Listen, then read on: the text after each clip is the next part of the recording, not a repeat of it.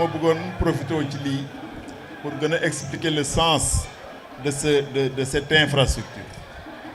Infrastructure bi am na ñoo xamante ne bay wéy na mbuus ay mag lañu mënatuñ ci bénéficier en termes de formation, en termes également de compétition. Kon c'est une infrastructure d'abord destinée aux académies. Moo tax man il faut ma ñëw teew ñëpp xam la philosophie de cette infrastructure. C'est une infrastructure destinée aux formateurs d'abord. Pourquoi aux formateurs? Ndax football léegi école la mës a doon sax ñun africains dañ ci ngay wax a comprendre rek. Très tôt la ñuy former ay ndaw sur les fondamentaux du foot. Très tôt lañ leen war a jàppale même au plan alimentaire. Très tôt lañ leen war a jàppale également en termes d'éducation ndax y a pas que le foot, il y a également l'éducation. Ba tax na la politique sportive communale, il faut ñu xam ne dafa war a basé wu d'abord sur la formation. La formation des formateurs, la formation également des pratiquants le plus tôt possible pour ñu mën leen a encadrer. Moo tax président Cheikh li ngeen di def yéen ci académie yi jàpp leen ne cette infrastructure est d'abord destinée aux académies. Te incha allahu comme niñ ko waxee woon il y a 2 ans, il y a plusieurs expériences yu fi am. Il y a plusieurs écoles de foot yu fi am. Il y a plusieurs académies. Mais tôt ou tard di ngeen dem ba créer benn élite boo xamante ne c'est à l'échelle communale sur la base de présélection yi ngeen di def à partir des différentes écoles yi ngeen di yor. Bu boobaa élite boobu élitu académie yooyu dina mën a compétir ci catégorie yëpp. Suba mën ngeen dem ba ñu ne élite boobu jóge Diass nekk na champion du Sénégal en U15 wala en U17 wala et cetera et cetera. Et bu boobaa loolu day dimbaliwaale le travail qui doit se faire au plus haut niveau. Mooy lan les jours à venir, les semaines à venir, Inch'Allah, dinañ dem vers les assises du sport dans la commune pour réfléchir sur quelle politique sportive mettre en place pour que à partir de cette infrastructure ñu mën a atteindre le haut niveau dans les meilleures conditions et dans les meilleurs délais. Football léegi dootul foore, football métier la, football industrie la, football activité économique la buy développer dëkk. Sénégal tey ñëpp ñu ngi dégg Bambali Sadio Mané tax.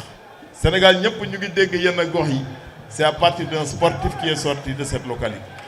Ba tax na demain il nous faut ici à Diass xale yi nga xamante ne ñu ngi am 9 ans xale yi nga xamante ne ay xale yu tuuti lañ ñu fexe ba xale yooyu à partir de cette infrastructure ñu mën a dem le plus haut possible dans l'élite du football mondial, dans l'élite même des autres sports yi nga xamante ne moom la ñuy pratiquer dans l'olympisme.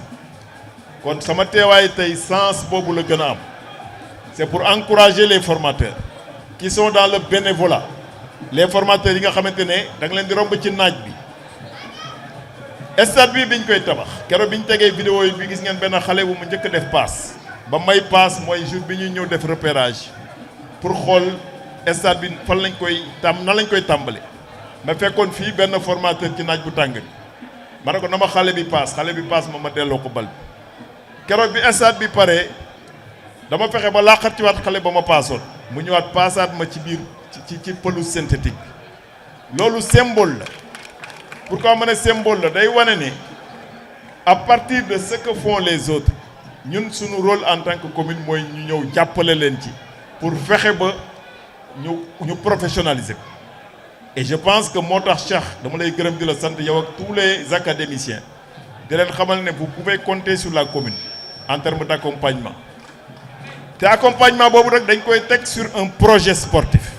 Le formateur de base, le formateur intermédiaire, l'équipe demain type bi nga xam ne mooy naan suñu équipe faño day am ay convention entre yéen ba suba bu weccit wu rotee formateur ba nekk à la base weccit bi egsi ba ci moom. Et ça c'est un principe d'équité boo xamante ne FIFA daf ci tenir, mais il faut de la traçabilité depuis l'équipe de base depuis l'équipe formateur.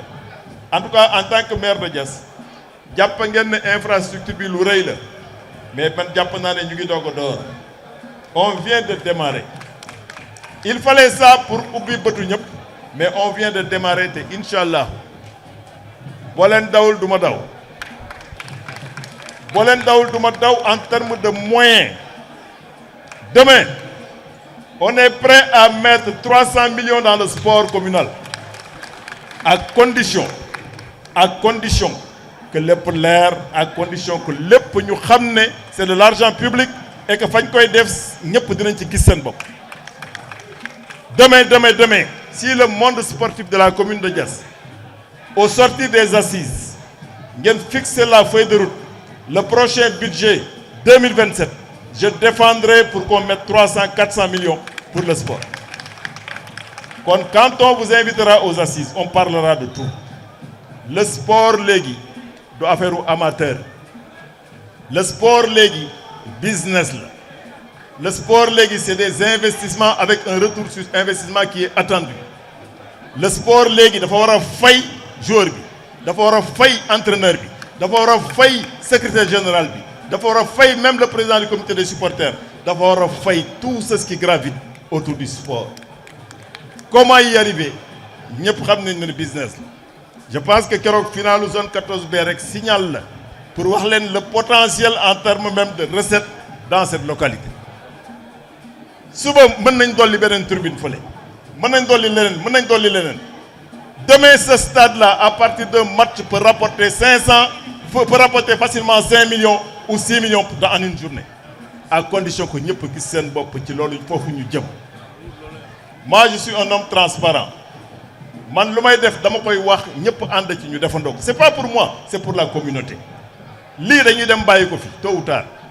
Ce qu'on va bâtir, nous devons bâtir, mais tôt ou tard, nous devons bâtir, nous devons bâtir, nous devons bâtir, nous devons bâtir,